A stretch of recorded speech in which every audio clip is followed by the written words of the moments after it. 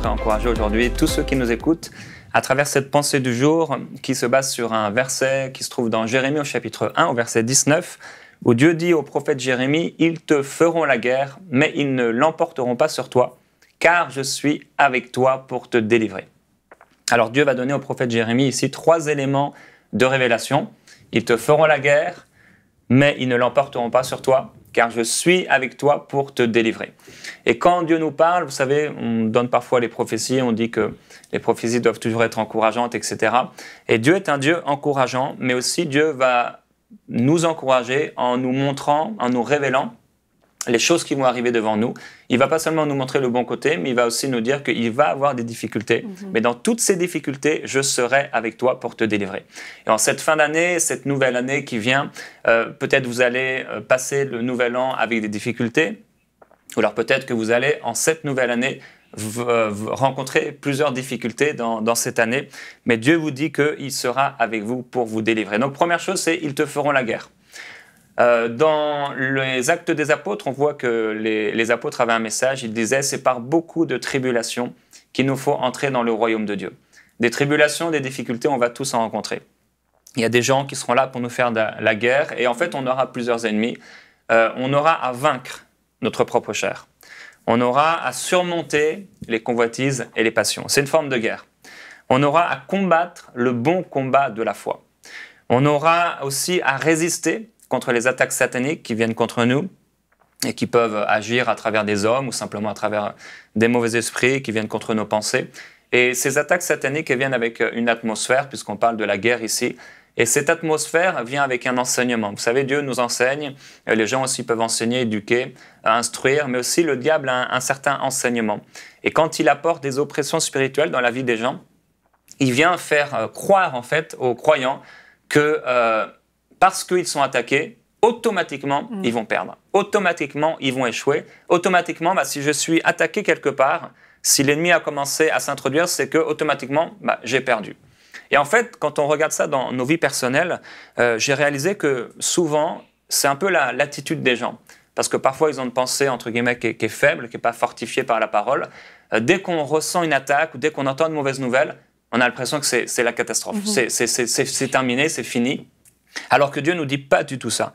Donc le diable, il enseigne que s'il a réussi à faire tomber une pierre du château, c'est tout le château qui s'écroulera. Mais le seul qui a la puissance de faire tomber, entre guillemets, tout le château ou tous les royaumes, on le voit avec la statue de Daniel, cette petite pierre qui représente Jésus-Christ, elle est petite, mais elle vient frapper la grande statue énorme de Daniel qui représente des empires. Elle a la puissance de faire tomber nos ennemis. Cette petite pierre, c'est Jésus-Christ, et Jésus-Christ est avec nous. Alors, ils te feront la guerre, premièrement. On va passer des temps difficiles, on aura des difficultés, des persécutions, on aura des problèmes. Mais, deuxièmement, ils ne l'emporteront pas sur toi. Ça, c'est déjà la bonne nouvelle. On aimerait peut-être que Dieu nous dise « vous n'aurez jamais de difficultés, soyez sauvés, tout ira bien, la vie sera rose, etc. Vous n'aurez plus aucun problème. » Ce n'est pas du tout l'enseignement de Dieu. Il faut faire attention aussi à ce qu'on écoute, parce qu'il faut être vigilant. Et si on n'est pas préparé à la persécution, aux difficultés, à la première persécution, à la première difficulté, on fera demi-tour à Jésus. Et ce n'est pas ce qu'il veut pour nous. Alors deuxièmement, il dit « ils ne l'emporteront pas sur toi ». Donc, être attaqué, ça ne veut pas forcément dire qu'on va perdre la guerre. Et même perdre une bataille ne veut pas forcément dire qu'on va perdre la guerre. Les attaques de l'ennemi ne sont pas la preuve que Dieu n'est pas avec nous. Et les attaques de l'ennemi ne sont pas la preuve que c'est la fin ou qu'on a échoué. Et les attaques de l'ennemi sont simplement une preuve que le diable existe et qu'il nous veut du mal. Même Job, parce que certains souvent se comparent à Job, même Job s'est relevé de toutes ces difficultés.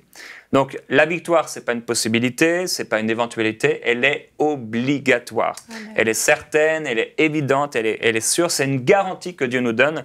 Et il termine en disant « Je suis avec toi pour te délivrer ». Et ça, c'est vraiment l'extraordinaire bonne nouvelle parce que pendant qu'ils nous font la guerre, on peut savoir que Dieu est déjà avec nous. Ce n'est pas seulement au moment où il nous délivre, mais pendant qu'ils nous font la guerre, Dieu est avec nous. Et David dira à ce sujet « L'Éternel qui m'a délivré de la griffe du lion et de la patte de l'ours me délivrera aussi de la main de ce Philistin. » Et c'est vraiment ici le point culminant de l'avertissement divin. Dieu sera avec Jérémie. Il me délivrera. Alors, n'oublions pas que Dieu gagne toujours. Dieu a toujours gagné dans le passé. Vous avez vous êtes passé par des difficultés, mais Dieu vous a toujours fait gagner, toujours fait triompher en lui, et en lui nous sommes plus que vainqueurs. Alors la justice de Dieu est prête à se manifester pour vous dans votre vie. C'est lui qui a délivré Lot le juste, c'est lui qui a délivré Paul de la gueule du lion, c'est lui aussi qui nous délivrera de toutes nos souffrances et de nos persécutions. L'apôtre Paul dira: le Seigneur m'en a délivré de toutes. Pierre dira à un moment: je vois que le Seigneur a envoyé son ange et qu'il m'a délivré de la main d'Hérode et de tout ce que le peuple attendait. Donc il nous a délivrés et il nous délivrera encore. Et Dieu dit: j'ai vu la souffrance de mon peuple qui est en Égypte, j'ai entendu ses gémissements et je suis descendu pour le délivrer. Il nous en a délivrés et il nous a transportés du royaume des ténèbres au royaume de sa lumière. Et le Seigneur, mes frères et sœurs, en cette année, en cet instant, aujourd'hui, vous délivrera encore de toute œuvre mauvaise. Retrouvez la suite de ce programme dans l'émission Bonjour chez vous sur EMCI TV.